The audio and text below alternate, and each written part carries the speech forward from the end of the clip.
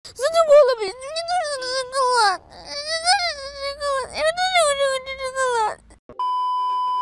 Ya, kebiasaan khas dari dulu yang mereka tuh selalu menjadi tim yang paling terakhir untuk ngumumin tanggal launch mobil atau livery mereka. Kayak mereka yang menjadi tim terakhir di standings musim ini. Nggak, musim ini aja belum mulai cuy. Dan biasanya tanggal itu selalu lumayan mepet sama tanggal pengumumannya. Tapi bisa dibilang khas menjadi tim yang banyak orang prediksi akan kembali struggle musim ini mengingat bagaimana mereka mengakhiri musim 2023 kemarin. Nah, sekarang gue akan menjelaskan tantangan berat khas untuk musim 2024 ini.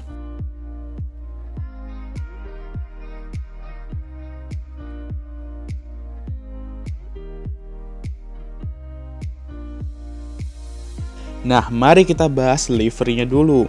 Ya, terdapat beberapa perbedaan lah ya dari musim lalu kalau kita bahas desain mobilnya. Ya, mirip RB19 sih. Dan kalau bahas livery ya pattern warnanya masih sama, cuman warna hitamnya lebih banyak, khususnya di front wing. Dan ya tahu sendiri lah ya faedahnya apa. Iya, zaman sekarang mobil F1 tuh harus cutting, bukan bulking. Sangat meresahkan. Agak gimana ya, gue suka warna hitam, cuman kalau banyak tim gunain warna hitam cuman buat ngurangin berat mobil, ya nggak bakal asik juga gitu loh. Tapi jujur, gue lebih suka yang ini sih dibandingkan tahun lalu. Kayak kelihatan sangar aja, mungkin karena emang warna hitam lebih banyak ya. Walaupun bakal sangar di belakang doang sih. Hayya. Jadi ya gue beri rating 7,5 dari 10. Dan ingat, mungkin ini bukan mobil realnya dan kita harus tunggu pas precision testing nanti untuk lihat mobil aslinya. Gue expect warna merahnya lebih banyak, cuman ya udahlah ya.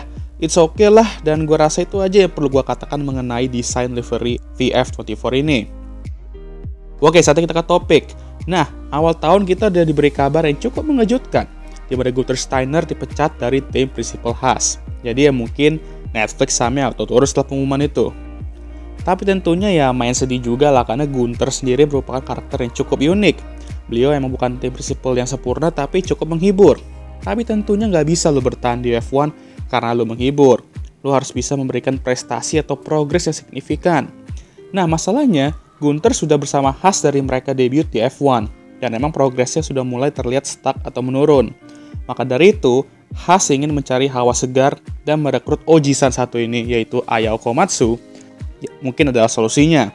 Karena gini, tim-tim lain yang bersaing sama Haas dalam beberapa musim ini sudah mulai melakukan perubahan struktur. Williams sudah merekrut wingman Toto, yaitu James Vowles sebagai tim principal, AlphaTauri atau Visa Cash App RP F1 Team atau apapun namanya itulah ya, telah mengambil Lauren Mackie sebagai tim principal. Jadi ya Haas gak boleh terlalu lamban, karena tim rivalnya udah mulai melakukan perubahan apabila ada progres yang stuck, dan hanya waktu yang akan menjawab apakah Oji-san Ayao ini bisa membawa Haas berprogres ke atas atau enggak. Tapi dia sendiri di interview ini udah bilang kalau dia tidak akan menjadi Gunter 2.0. Jadi jangan expect dia akan menjadi meme atau bintang besar Netflix. Nah, sekarang kita ke driver lineup mereka. Sebenarnya lineup mereka ya nggak masalah sih. Bisa dibilang mereka memiliki driver lineup yang boring karena hanya 2 pembalap yang berpengalaman. Ya emang sorry to say juga, nggak ada prestasi yang spesial. Ya rada mirip dengan lineup Alpine sekarang, cuman Alpine masih bagus lah karena dua-duanya merupakan race winner, itu prestasi yang cukup bagus. Kalau Haas, dua-duanya tuh ya baru merupakan pole sitter, tapi satunya udah podium, satunya masih. Dan Nico menunjukkan musim lalu kalau dia masih kencang untuk usianya, dan masih bisa lah bersaing di zona papan tengah itu. Hal ini terbukti dari quali pace dia, namun untuk K-Mag terdapat sedikit penurunan performa musim lalu, dan gak bisa mengimbangi Hulk di qualifying. Tapi di race, masih seimbang lah, cuma perlu ditingkatin lagi aja performanya karena Haas sudah mulai tertarik dengan Ollie Bearman, pembalap muda asal Inggris yang kebetulan sudah dijadikan reserve driver Ferrari juga musim ini, dan musim lalu sempat melakukan tes dan beberapa kali FP1 bersama Haas.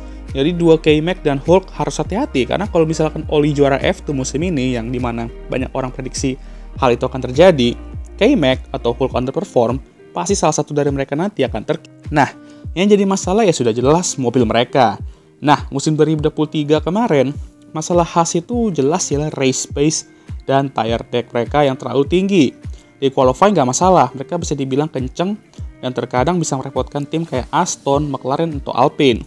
Cuman, di race aja yang haduh, kayak melihat mereka musim lalu tuh kalau misalnya mereka start dari pole, terus finish terakhir, gue tuh nggak kaget gitu loh. Jangan so iya deh. Sejelek itu race pace mereka dan separah itu tire deck mereka. Walaupun harus diakui hal ini berlaku ke tim-tim supplier mesin Ferrari lainnya. Sebenarnya termasuk Ferrari sendiri, cuman emang Haas ini yang paling kacau sih.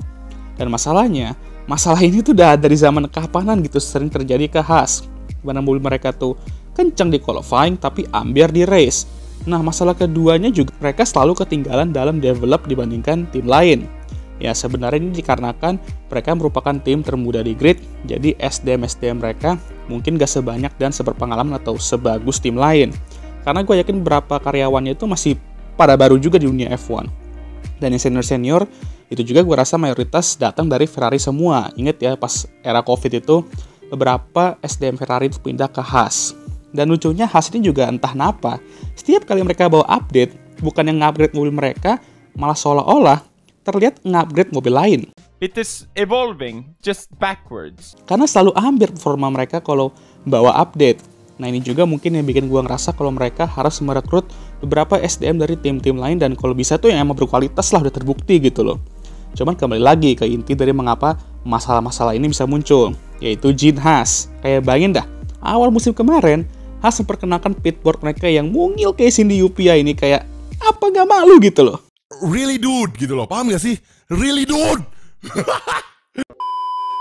Soalnya kalau ngomongin finansial, ya oke lah, kan emang Haas sempat krisis finansial, tapi katanya udah mendingan, tapi kok gini gitu ya. Dan banyak orang mulai ngekritik Gene yang terlalu pelit. Ya gue harap Gene bisa lah nginvest lebih dan berharap balap-balapnya juga gak bertingkah yang aneh-aneh juga, karena bisa dibilang mereka krisis finansial tuh juga karena duitnya dipakai buat asuransi. Jadi menurut gue itulah beberapa tantangan Haas menuju 2024 ini. Yang pertama, Oji-san Ayo yang harus bisa menunjukkan progres ke atas selama 2024, memantau driver mereka dan Oli, perbaiki race pace beserta tire deck, dan Gene Haas lebih invest. Karena gini, Oji-san Ayo sendiri udah pesimis gitu, dan Haas kemungkinan akan memasuki musim 2024 sebagai tim terburuk. Dan biasanya ketika suatu tim udah memiliki mindset seperti itu di awal musim, itu udah berita buruk banget. Karena biasanya emang bakal kejadian. Tapi kita juga sering lihat kalau tim bisa naik drastis sering berjalannya musim, kayak McLaren musim lalu. Walaupun ya harus diakui kalau Haas bukanlah tim atau brand yang besar kayak McLaren ya, di mana mereka memiliki kekuatan finansial yang besar untuk melakukan hal itu. Apalagi seperti yang gue bilang tadi, Haas dan Update sejauh ini tidaklah bersahabat. Tapi apakah 2024 mereka akan bersahabat? Ya hanya waktu aja yang akan menjawab. Dan jangan sampai Haas mengalami musim kayak 2021 lagi. Karena kalau iya ya udahlah, siap-siap aja jual ke Andretti. Oke lah, sekian video kali ini. Gimana menurut kalian? Tulislah komentar kalian di kolom komentar dan bagaimana pendapat kalian mengenai VF24 ini. Jangan lupa like, subscribe, dan share video ini, dan jangan lupa juga untuk menyalakan lonceng notifikasi agar kalian semua tahu ketika gue ngupload video baru. Jangan lupa juga untuk follow Instagram gue, dan seperti biasa video ini akan ditutup oleh That's it. Ta-da!